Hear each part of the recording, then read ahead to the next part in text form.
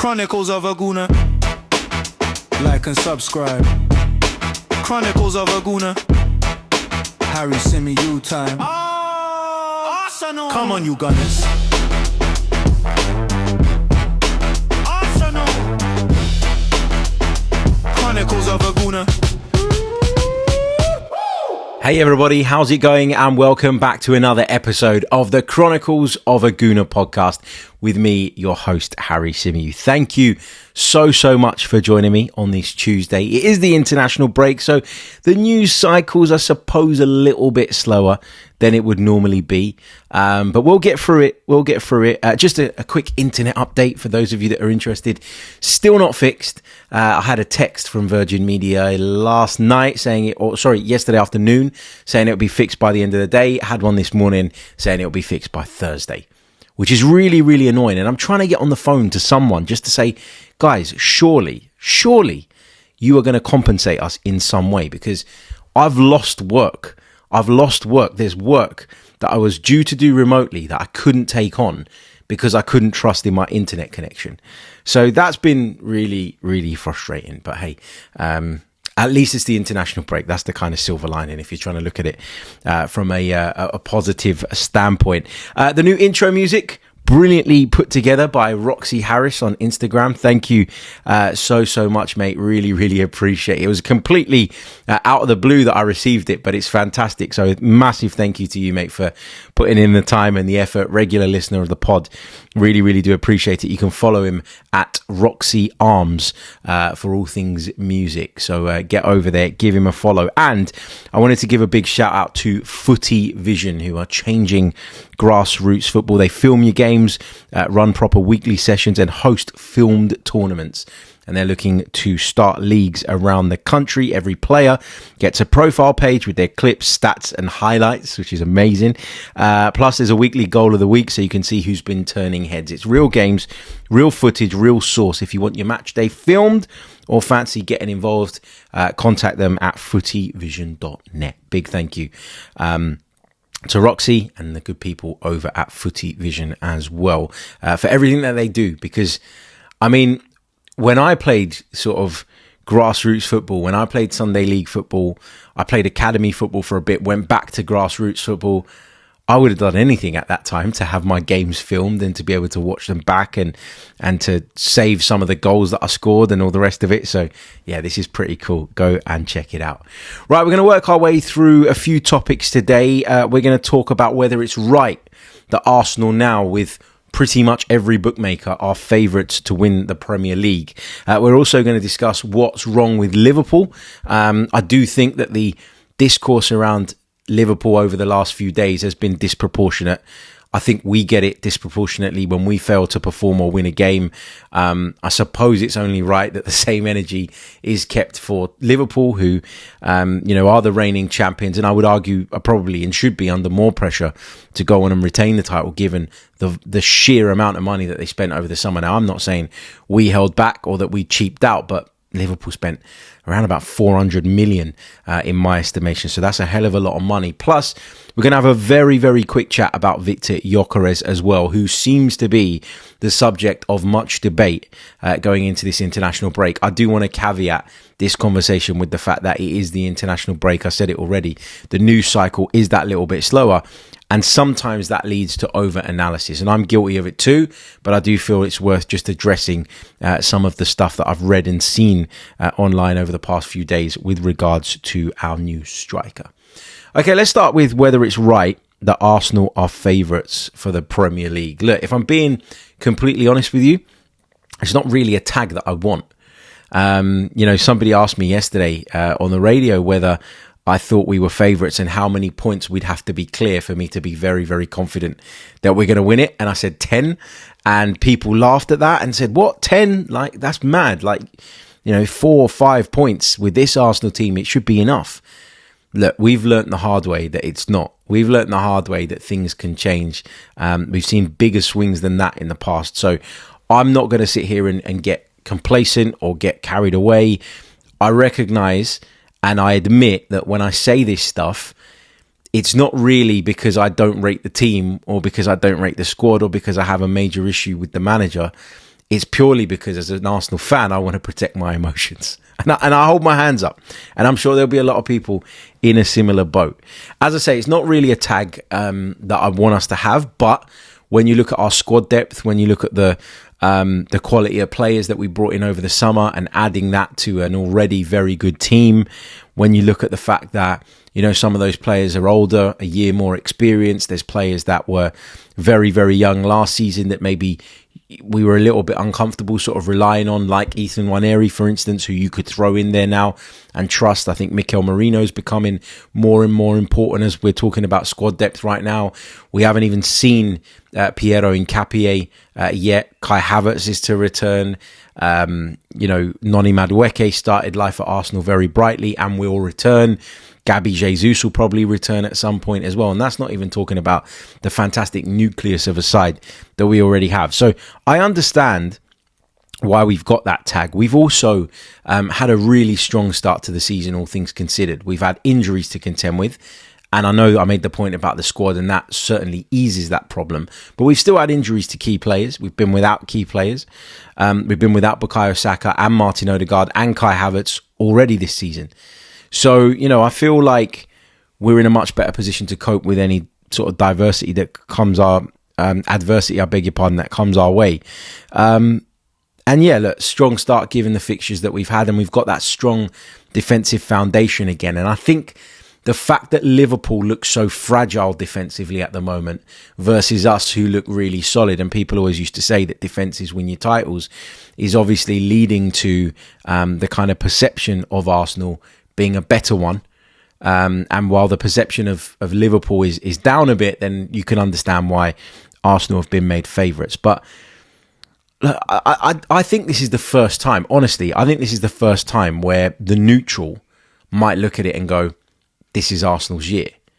Now, there would have been people in the past that felt it could be Arsenal's year, but until you get over the line, until you actually do it, there's always going to be that doubt. There's always going to be that scepticism.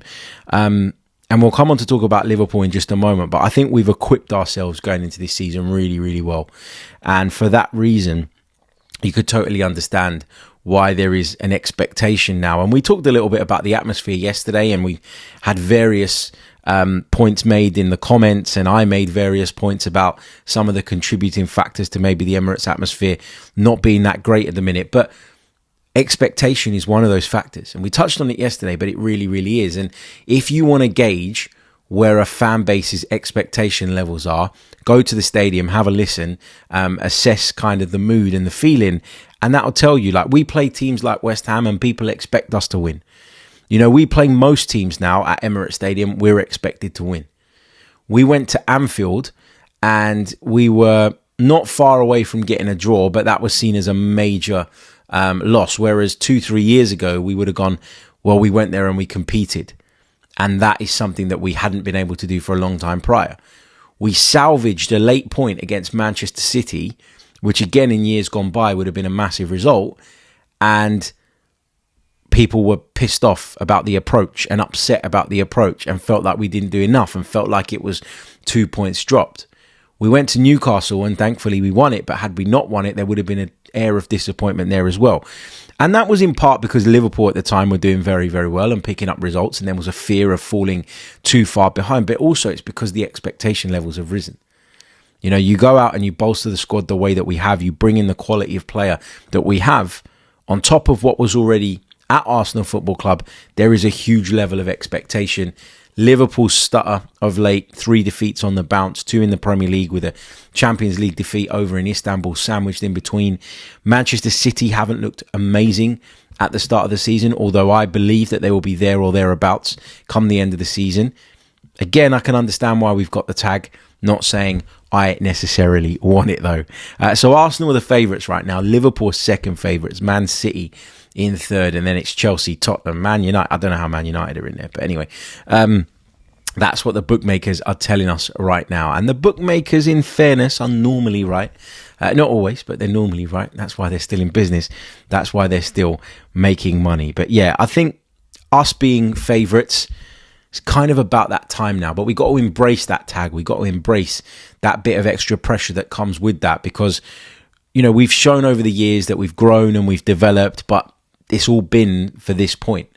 So that when we got to this point where it was ours to go and win, and we are going to have to go and win it. Nobody's going to hand it to us. People keep talking about Liverpool's recent results as if it's going to open the door up for us.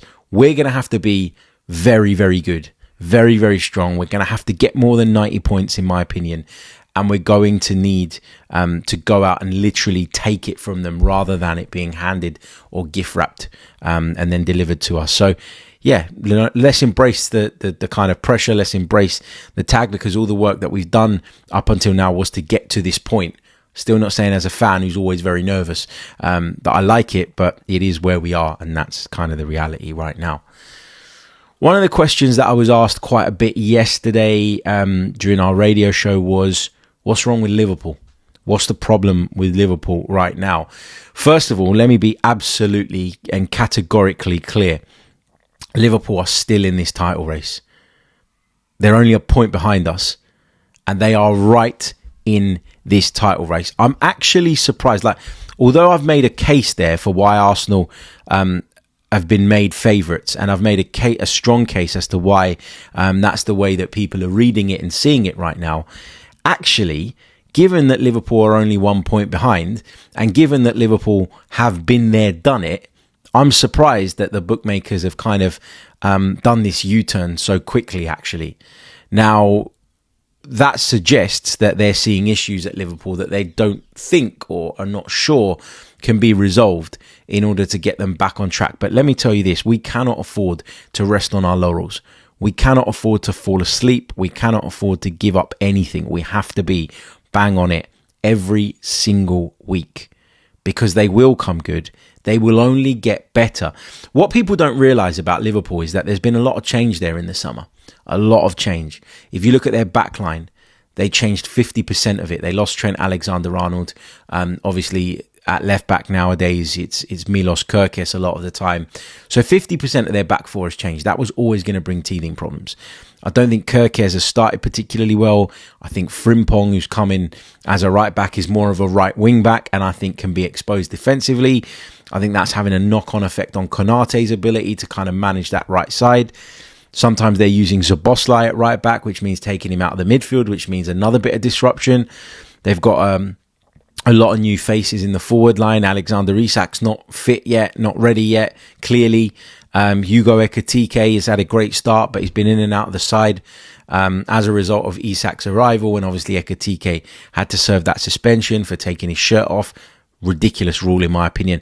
Unless you are taking your shirt off to display a political message or something offensive, then I don't understand what the issue is with taking your shirt off. But anyway, so there's that. And then Mo Salah's not playing very well. And, you know, people are sort of looking at him and wondering if Liverpool were right to give him that contract. Again, you can't sleep on these people. It's Mohamed Salah, one of the best players the Premier League has ever seen. You cannot write him off. Write him off at your peril. So I am not sitting here and saying that Liverpool are done, Liverpool finished, but I do think what we're seeing from them right now is a consequence of the fact that there's been a lot of change, and this transitional period that we expected when Arne Slot came in, which never happened, by the way, because he led them to the Premier League title, I thought very cleverly, actually, by making sort of subtle changes and adjustments to the sort of core Jurgen Klopp side. That served him really, really well. They just needed a fresh voice. They needed a couple of tactical tweaks here and there. But this summer was the first summer where he's had the opportunity to really kind of go out and put his mark on the team. And so are we just seeing that sort of transitional period a season delayed? It feels like that's the case to me. But it's only, 2 Premier League games where they've lost. And it's only 2 Premier League games where they veered off track. I'm confident that they will get back on track. I'm confident that they'll put a run together. I'm confident that they'll be in this thing right until the bitter end. And while they are there, we have to be great. While Man City are there, we have to be great. And I know City are 5th and on 13 points, but that's only 3 off the top at this early stage. And also, Man City have come to the Emirates. We haven't been to the Etihad. So, there's a long, long way to go. There's a long road ahead. But if you're asking me what's wrong with Liverpool, I think my overarching point would be that there's just been so much change, and they're dealing with sort of managing that change, and they're going through a bit of a transitional period. Now, the key for Arne Slot will be to kind of arrest that slide and make sure that they're able to kind of start picking up results again very, very quickly. And listen, if you go back to the beginning of the season, they weren't playing particularly well, but they were picking up results. And that's why, in the early weeks of the season, people had them down as favourites, because even when they weren't playing well, they were getting over the line. And that is seen as a positive. When you've been there, done it, and you're champions, and you have a bit of a shoddy run of form, but you're winning football matches, people will always go, oh, that's why they're champions. But when you haven't been there, done it, a bad set of results or a bad run of results can be seen as bottling it. It's amazing how the narratives can change. It's amazing how the descriptions vary of the very same thing. So, yeah, it's interesting. But I think for me, that's the issue with Liverpool. A lot of people keep talking about Salah. I've mentioned Salah already, and I say that, you shouldn't write him off and you've got to respect him. Of course you do. But I just wonder if Mo Salah's struggling with not being the main man.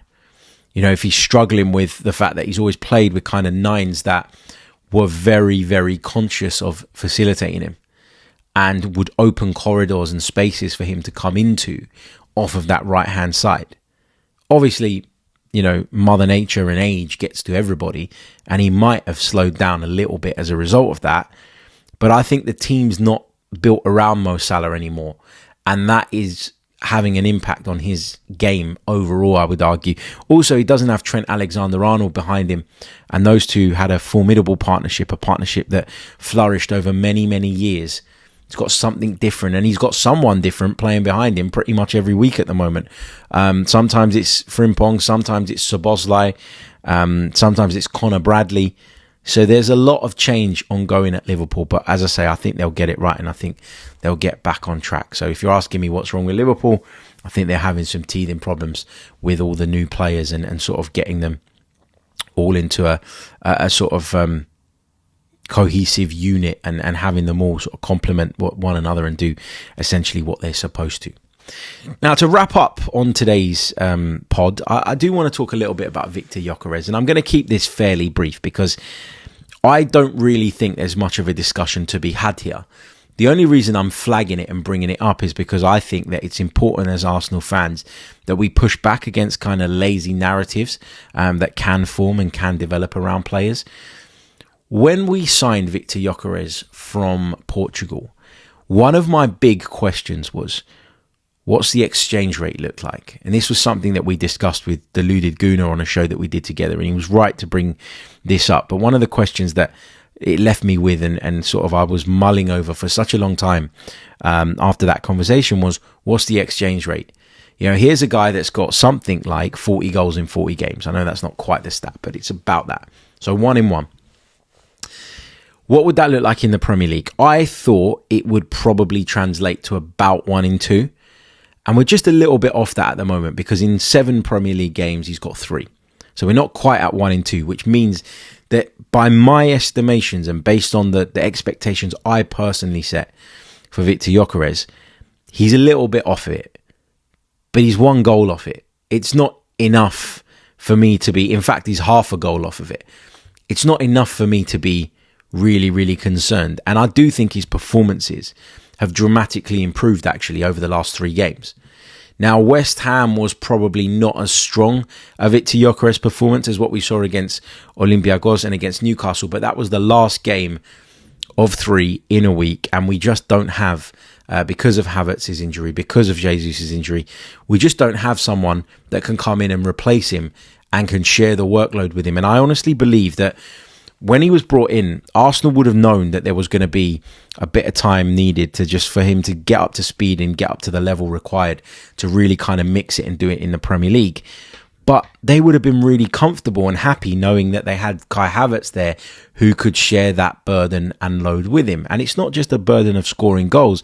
It's the burden of working incredibly hard up front, bringing other people into the game, running channels, stretching opposition teams. We've clearly seen a shift in the way that Arsenal want to attack people. When the game state allows, we like to be that little bit more direct. We like to hit the channels early. Havertz can run channels too, but that's kind of Viktor Gyökeres' thing. Havertz is a bit more of an all-rounder in that he will run channels, but he'll also drop deep. He'll also be the guy that wins the flick on. He'll be, all sorts of things. And Kai Havertz, the Swiss Army knife, as I've called him in the past, has been labelled by some as a kind of jack of all trades and master of none when it comes to that centre-forward role. I feel that's harsh, but having him would have allowed us to, A, vary up a little bit in terms of the way that we attack, but also it would have meant that he'd share the workload with Gyokeres, take some of the goal-scoring burden away from him, and that should have, in theory, made Gyokeres' transition into English football that bit easier, or back into English football, into Premier League football, I should say, that little bit easier. It's not really worked out that way. So if he drops off a little bit in the third game in 7 days, when we can't rotate him, it is what it is. I don't think we should be reading too much into that. But with the international break often comes over-analysis. With over-analysis often come narratives that probably don't have much base to them. And I feel like this is one of them. I really, really do. It's not like he's not scored any goals. It's not like he's not contributed in any way. Okay, I thought against Newcastle, he was up there as a contender for man of the match. I thought against Olympiacos, okay, he didn't get on the score sheet, but he was really, really effective in stretching them, pulling them apart. And I mentioned to you guys on the post West Ham pod that I asked Mikel Arteta after the game if he thought that Viktor Gyökeres' contribution might go under the radar. And I did that because I wanted him to kind of come out and give me his thoughts and his views on what Viktor Gyökeres was bringing to the table, because sometimes I think education is really important. Sometimes I think that not everybody's going to see it. People watch football through different lenses, through different prisms, with different agendas, with different things in mind. And so what I wanted was the manager to give us his account, to tell us what he felt it was about Gyökeres' performance that needed highlighting. To the masses. And this is what he said. I said, I'd imagine that some of what Viktor Gyökeres contributed tactically today might have gone under the radar. What's your reaction and your thoughts on his performance? And this is what he said. I just went there and I hugged him and I said, thank you. Because the work that he does is unbelievable for the team. The way he stretches the back four, and the spaces he opens. I mean, today, how he hasn't scored a goal, I don't know. But he didn't mean that as in, you've been rubbish, you should have scored a goal. He meant that the goal was the only thing that was missing from what all round was a very, very good Viktor Gyökeres performance. And if you are interested in checking out the Chronicles of a Gooner on Patreon, and you can join us there via the link in the description. Head over there now, patreon.com/the Chronicles of a Gooner, and there is a special on Viktor Gyökeres that we put out yesterday for our patrons. So go over and check that out. Also, while I remember, if you're watching us on YouTube, leave a like on the video, subscribe to the channel and all the rest of it. If you're listening on audio, please do leave us a review. All of that stuff really, really helps. We are Arsenal Football Club, and there is always going to be noise around us. There's always going to be debate. There's always going to be discussion.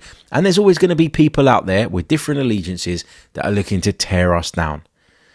When you see narratives starting to develop, like the one around Viktor Gyökeres, which I would argue is baseless, I think people are right to say, can we get a little bit more out of him? But that is striving for constant improvement. That is not to say that Viktor Gyökeres has been rubbish or we shouldn't have signed him or any of that. But some of these narratives that you see emerging from, the media, they are designed to do damage. They are coming from a bad place. They're not coming from a good place. They're not coming from an Arsenal supporter who just wants to see more from their striker, who just really feels that there's more to come and we haven't quite managed to kind of find the gold yet when it comes to Viktor Gyökeres. But a lot of it is not that. A lot of it is the opposite of that. And I just feel that as Arsenal fans, we've got to do better at shutting that stuff down early. Don't allow it to kind of seep into our thinking and our conversations, because I don't think, and it's just my opinion, I get that, but I don't think there's really that much of a conversation to be had here. I think we've got a striker who's come in from overseas, who's scored 3 goals in 7 Premier League games, who's contributing a lot going forward, who's opened up spaces, stretched back fours and created opportunities for others, as well as contributing goals himself. This is early days at Arsenal for Viktor Gyökeres. Get behind him, support him, and I'm sure he'll be fine. So I just think we need to sort of nip this kind of chat in the bud nice and early and move on from it. So that was my bit that I wanted to say on Viktor Gyökeres. Again, we're not live, and I apologise for that. I'm really frustrated with the whole situation. But as I said at the top of the show, at least it's during the international break. If you're looking for some silver lining, what I would love you guys to do, just to help me out, because obviously when you do a one-man podcast, having those questions and the chat to bounce off it makes the whole job a lot easier. So if you've got any questions, any thoughts on anything I've discussed, anything you want to see discussed over the course of the next few days, do me a favour and leave it in the comment section, and I'll have a scroll through the comment section before we record tomorrow's show. But yeah, look, really appreciate all the love and support. Check us out on Patreon. Like, subscribe, reviews, all the rest of it. And I will see you all very, very soon. Have a wonderful day and enjoy the international break as much as you can. It's nice just to be a little less stressed, isn't it? Every once in a while. Although by tomorrow I'll be cursing it and missing the football again. I'll catch you all soon. Until the next one, take care. Goodbye. Like and subscribe. Chronicles of a Gooner. Harry Symeou time. Arsenal. Come on, you Gunners. Arsenal. Chronicles of a Gooner.